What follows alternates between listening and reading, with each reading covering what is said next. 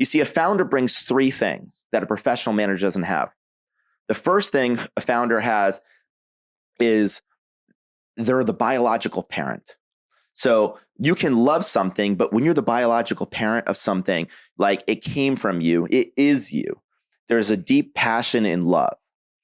The second thing a founder has is they have the permission, right? Like I can't tell another child what to do, but if they were my child, I probably could. I have the permission. And so you have a permission. I could rebrand the company, and a professional manager would probably come and say, I can't do that, but I know how we named it. I know how we branded it. So you know what you can change.